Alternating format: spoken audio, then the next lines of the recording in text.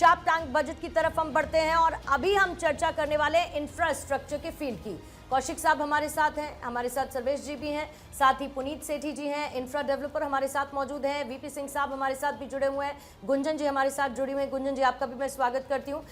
लेकिन सबसे पहला सवाल गुंजन जी मैं आप ही से करती हूँ।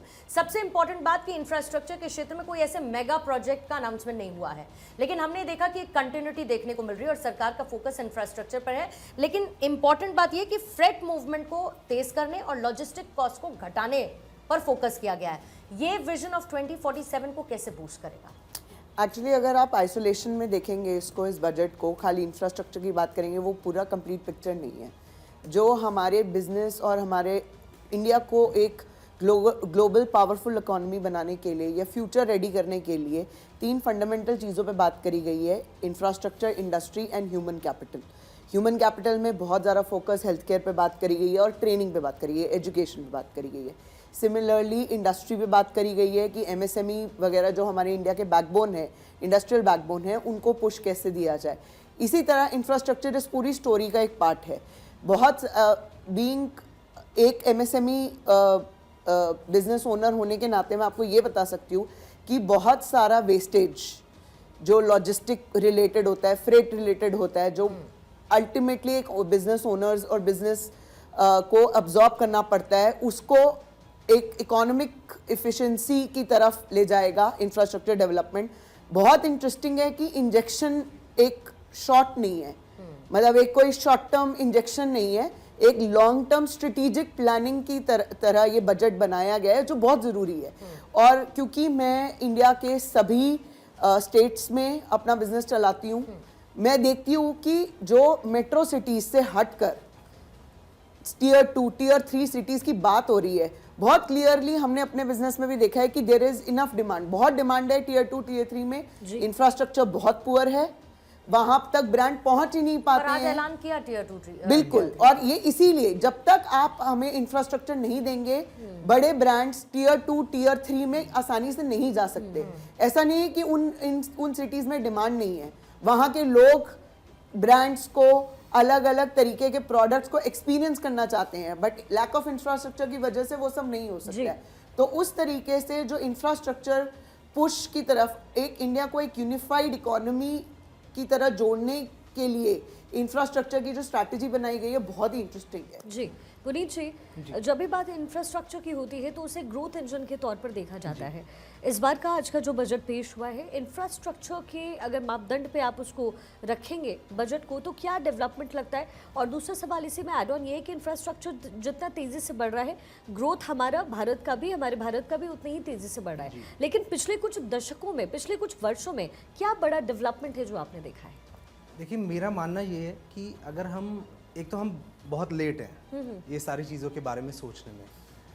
किसी भी देश की इकोनॉमी को बढ़ाने के लिए इंफ्रास्ट्रक्चर का डेवलपमेंट बहुत ज़्यादा ज़रूरी है।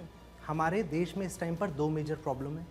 एक उनमें से सबसे बड़ी प्रॉब्लम है नौकरी की, लोगों के पास काम नहीं है करने को। इंफ्रास्ट्रक्चर डेवलपमेंट से मेरे हिसाब से एक ये प्रॉब्लम बहुत आसानी से सॉर्ट आउट हो सकती है। आपके पास काम नहीं है, नौकरियां नहीं है देने को, आप जगह जगह पर रोड बिछाना शुरू कर दो, आप रेलवे लाइन बिछाना शुरू कर दो, आप प्लेन्स के एयरपोर्ट वगैरह बनाना शुरू कर दो, और जैसे जैसे ये बनते जाएंगे, रोड्स बनती जाएंगी, उसके साइड में आपकी ईटरीज खुलने लगेंगी, लोग अपनी इंडस्ट्रीज डालने लगेंगे।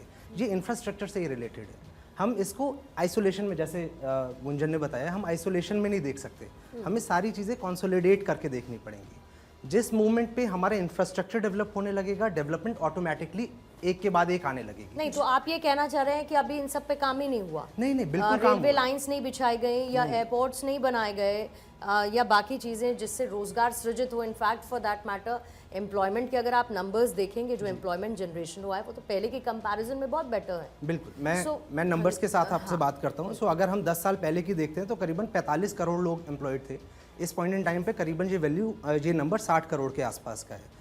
मैं ये नहीं कह रहा हूँ कि काम नहीं, काम बहुत अच्छा हुआ है। आई थिंक मेरे हिसाब से, मैं एक साइड पर देखूँ तो बहुत सेटिस्फैक्ट्री काम हुआ है, पर हम पिछले कुछ साल हमने बहुत खोए हैं। 1947 से लेकर 2000 तक अगर मैं देखूँ तो इतनी मेजर डेवलपमेंट नहीं हुई है हमारी को। अगर चाइना, मे बी यूएस, बाकी कंट्री से अगर 47 के बाद से हम डेवलपमेंट हम नहीं कर पाए तो उसके अपने रीजंस थे। जी बिल्कुल। हमारे यहाँ पर क्योंकि ब्रिटिश शासक थे, हमारे यहाँ तोड़ा गया चीज़ों को। जब देश दौड़ रहे थे हम तो तब घुटने के बल भी नहीं चल पा रहे थे। सो जो आपने पहली लाइन कही कि हमने बहुत देर से शुरू किया, लेकिन उस पूरे एस्पेक्ट में जिस तरीके की ग्रोथ स्टोरी अब दिखी है, फोकस करते हुए इंफ्रास्ट्रक्चर को इंक्लूडिंग एवरीथिंग, जी आपको लगता है कि आज के बजट में उसे एनहांस किया गया? मेरे को एनहांस किया गया। 10% का इंक्रीमेंट है लास्ट ईयर के बजट से इस ईयर में, ये बेटर है, पर मेरे को लगता है कि इसको और ज़्यादा मैसिवली इसको बढ़ाना चाहिए। सर्वेश जी देखिए, किसी भी देश को अगर हम विकसित राष्ट्र बनाना है तो इंफ्रास्ट्रक्चर बहुत बड़ी चीज़ होता है।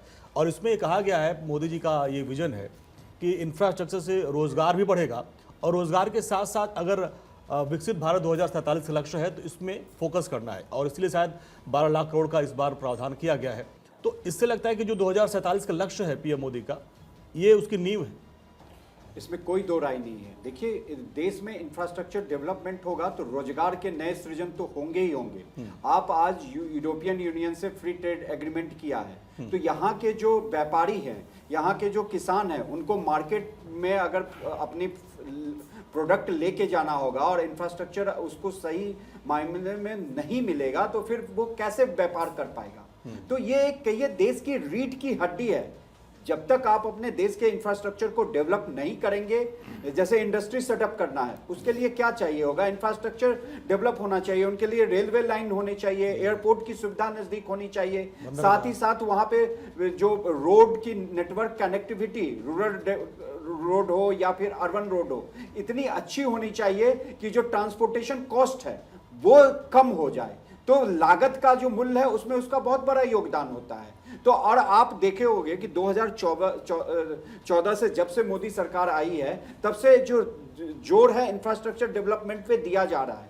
देश में रोड का नेटवर्क बिछाया जा रहा है। इस बार वाटरवेज का जो 20 नए वाटरवेज का जो इसमें प्रावधान लेके आया गया है, वो भी अपने आप में नहीं है। आप देखिए, जो कोस्टल एरियाज है उनको वहां से जो प्रोडक्ट्स है, जैसे फिशरी प्रोडक्ट हो गए, उनको अगर पोर्ट पे जल्दी से वाटरवेज के थ्रू पहुंचाया जा रहा है तो वो जो प्रोडक्ट है वो खराब होने से बच सकते हैं। क्योंकि एनर्जी और साथ ही ग्रीन एनर्जी पर लगातार फोकस किया जा रहा है, तो उस इंफ्रास्ट्रक्चर को भी डेवलप इन तमाम चीज़ों के माध्यम से किया जा रहा है। जाहिर है कि विकसित भारत में इंफ्रास्ट्रक्चर का रोल इंपॉर्टेंट है, सरकार ये बात जानती है, और उसी के हिसाब से एक रोड मैप आज के पेश हुए बजट में रखा गया है। एक बहुत छोटे से ब्रेक ले यहाँ पर रुकेंगे, फौरन लौटेंगे, आप कहीं मत जाइए।